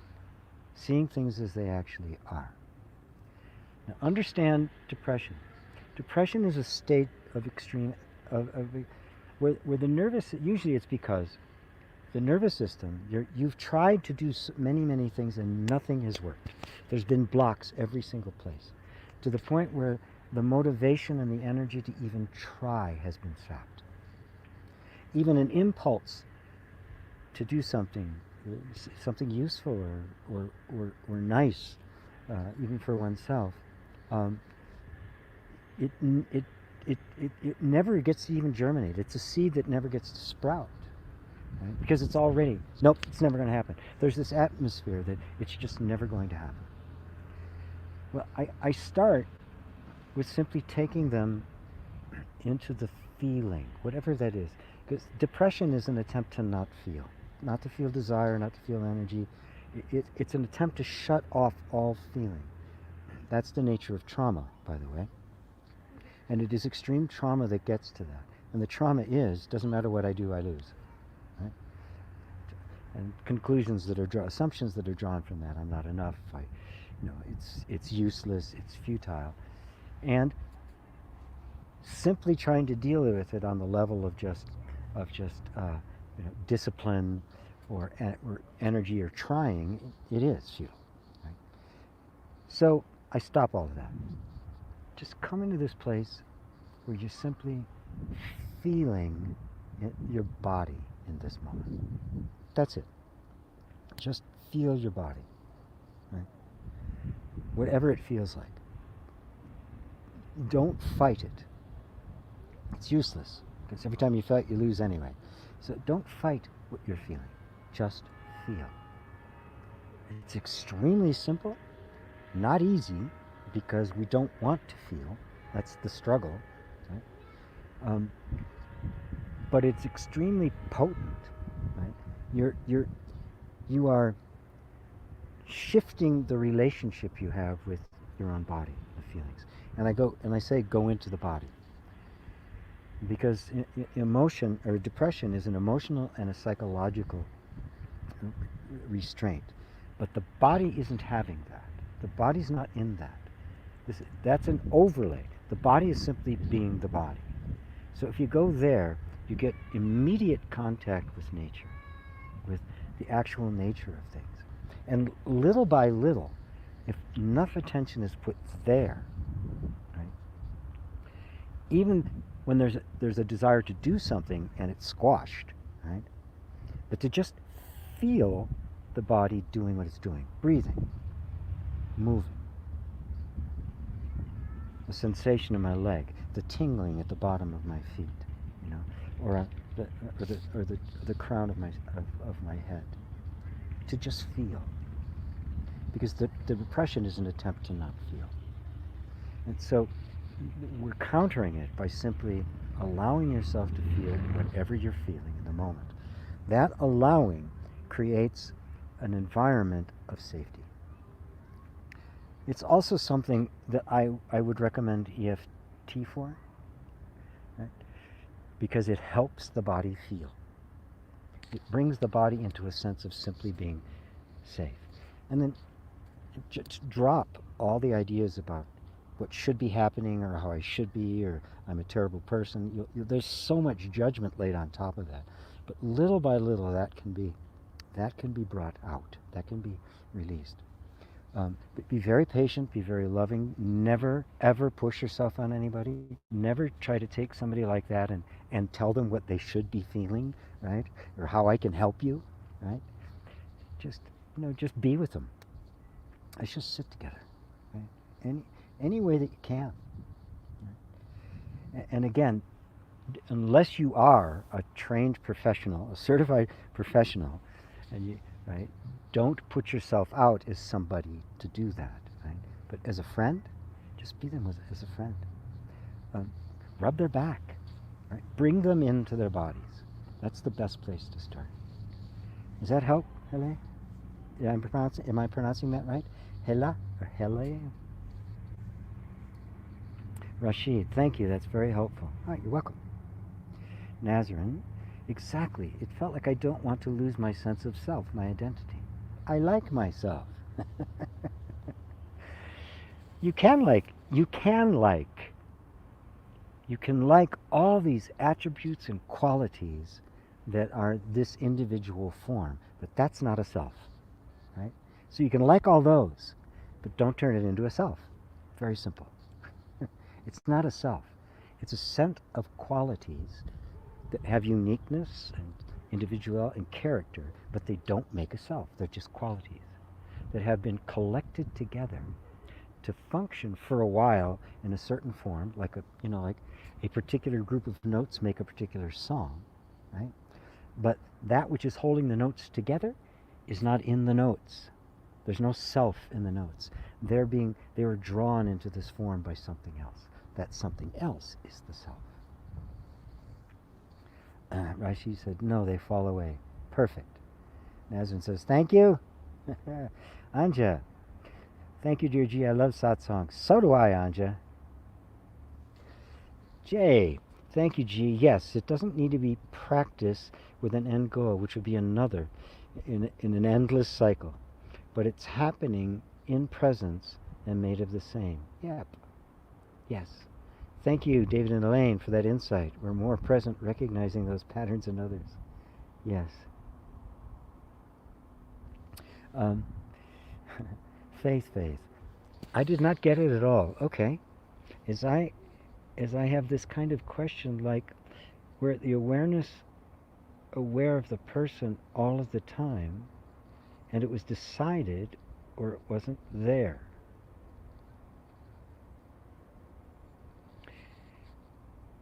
As I have this kind of question, like, were the awareness aware of the person all the time, and it was decided, or it wasn't there? Well, awareness is always there. Start from there. Let's make it really simple. Start from what is self-evident, right? We don't have to think about this. You are always aware. You're never not aware. Even if you're sound asleep, you're still aware. You're aware that there's nothing there, right?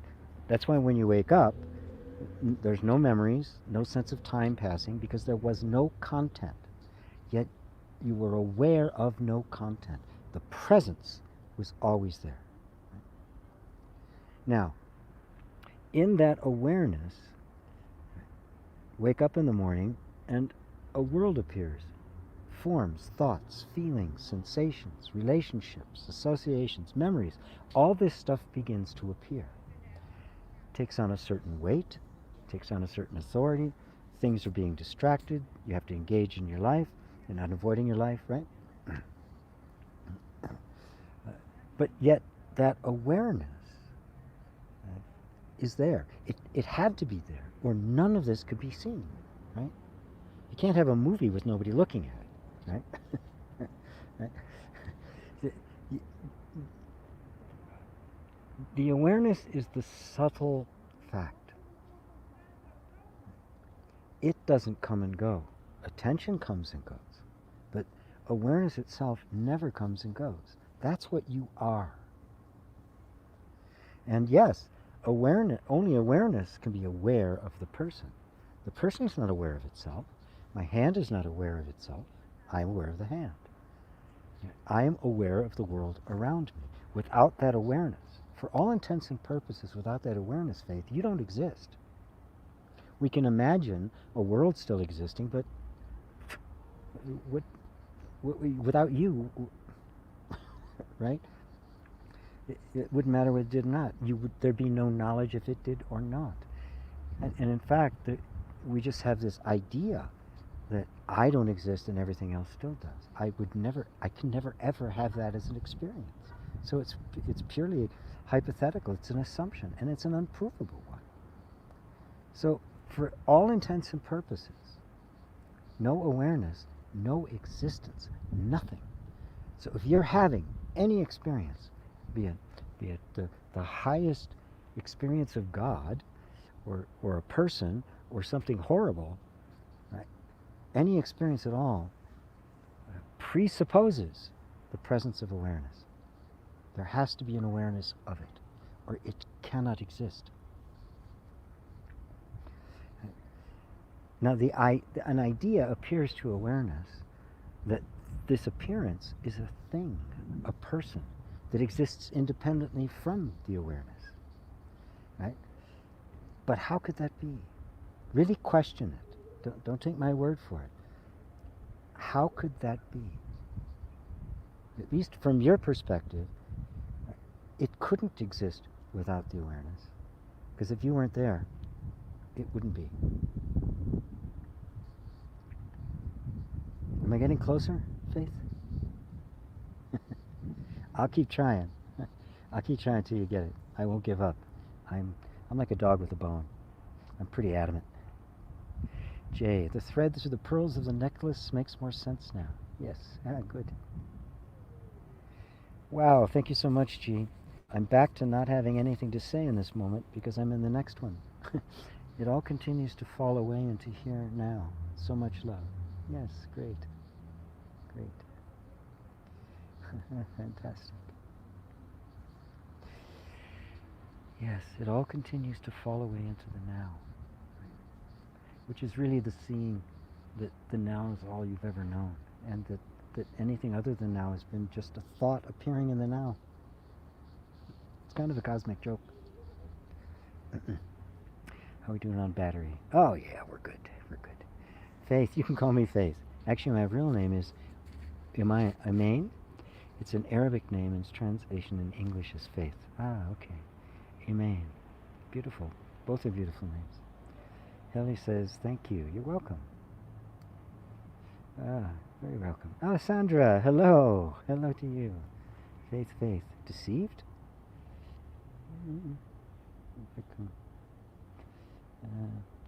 It was deceived, not decided, and it wasn't there.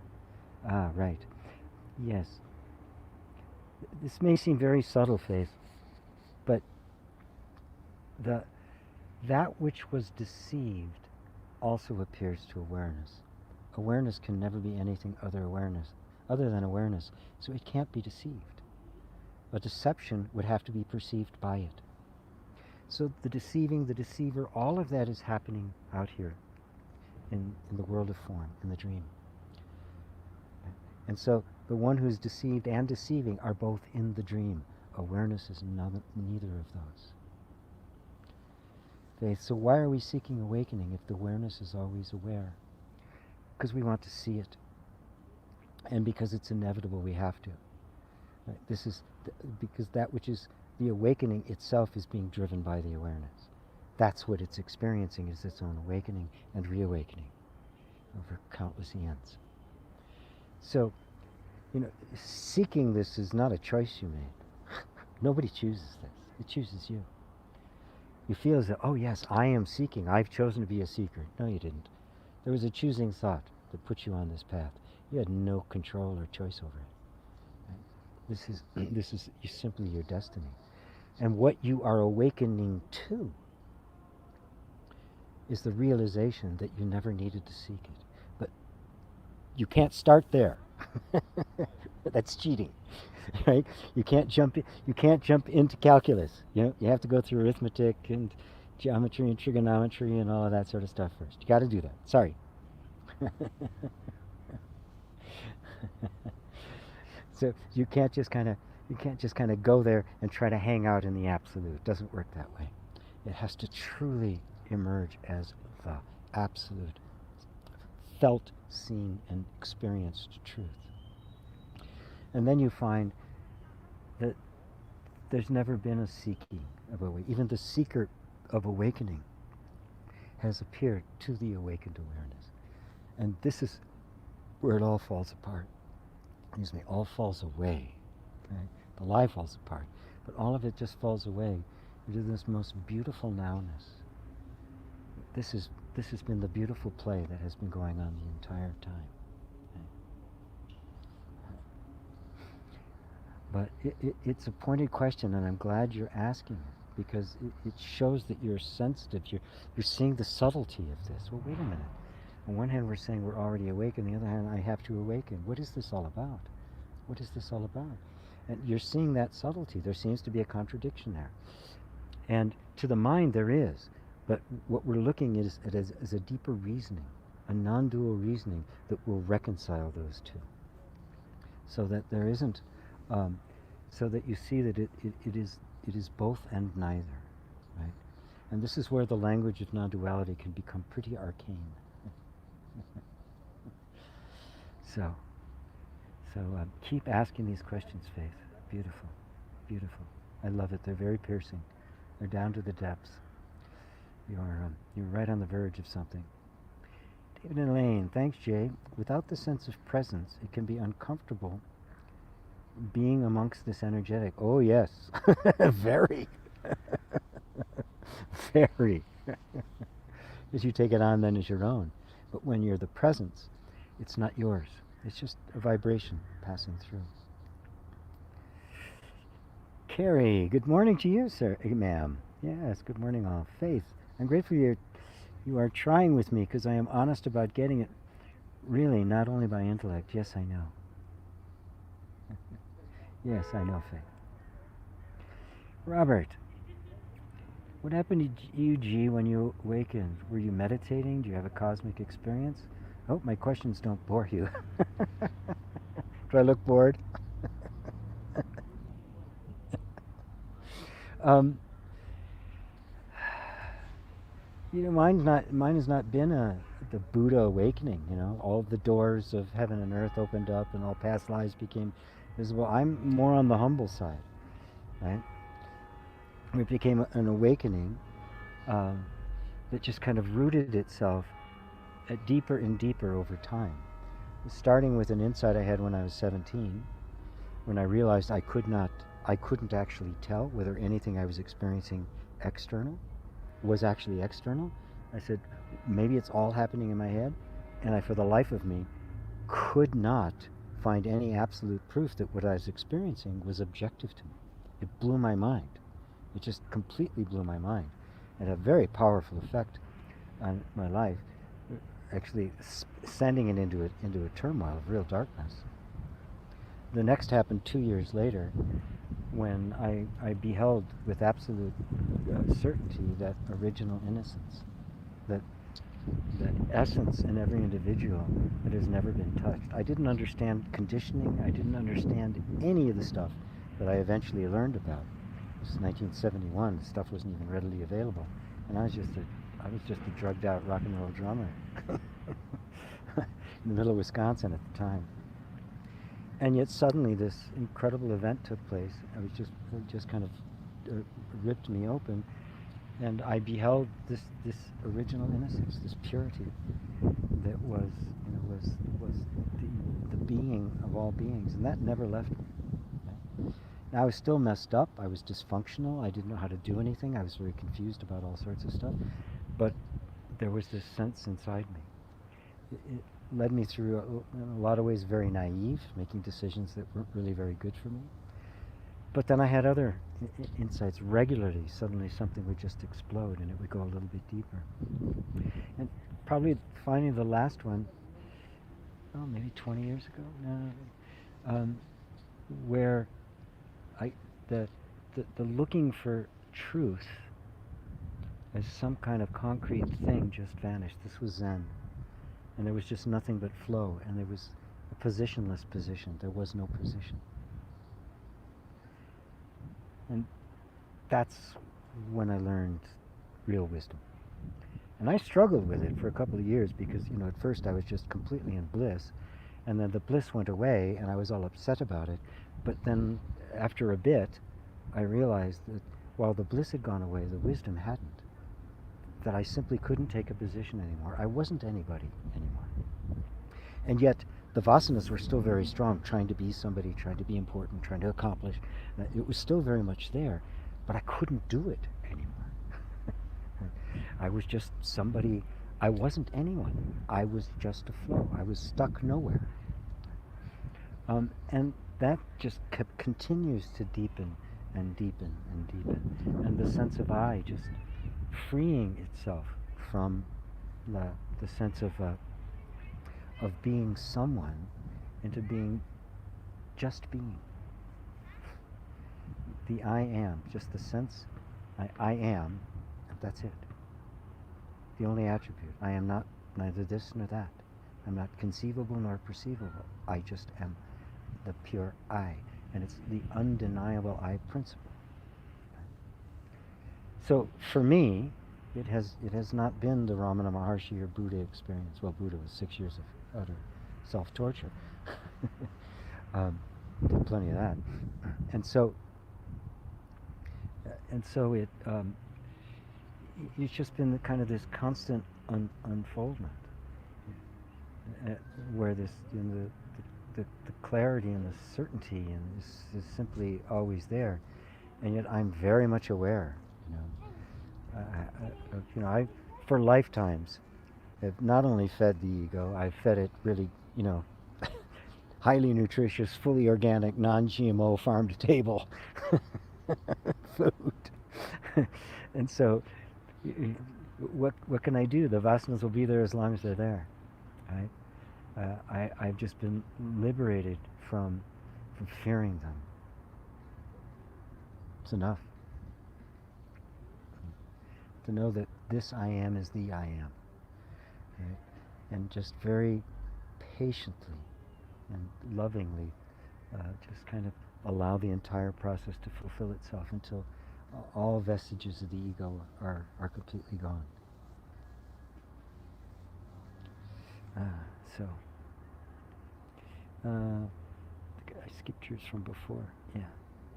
So, no, Robert, your questions don't bore me. On the contrary, they inspire me.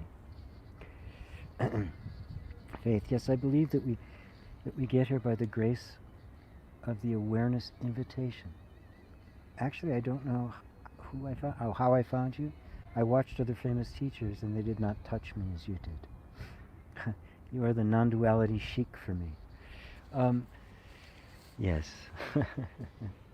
Yeah, there's that Sufi flavor, right? It's a mixture of kind of religious sentiment or devotion, the bhakti path and the jnana path, the path of wisdom and the path of love.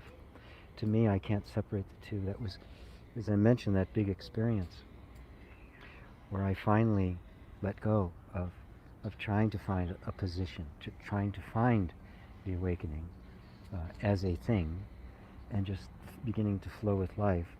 That's where I found it. Right? That's to me, that's the spirit I hear in the Sufi teachings, and what I hear very absent from a lot of non-dual teachers. You know, the handful that I've mentioned before, that where that's not absent, and I'm drawn to that, and those are the only ones that I'll recommend. So, thank you. That's very an honor to call me a non-duality sheik. Yeah, thank you. David and Elaine, thank you once again for these beautiful satsangs. Our refuge and sanctuary on a Sunday night. Pushing Netflix and Prime Video into second place. Well, how about that? Yep, I'm going to put that on my wall. GP1, Netflix Prime Video 2. Yay. All right, wonderful. Look, I got through the queue and I still have battery and it's all good and it's beginning to cool off.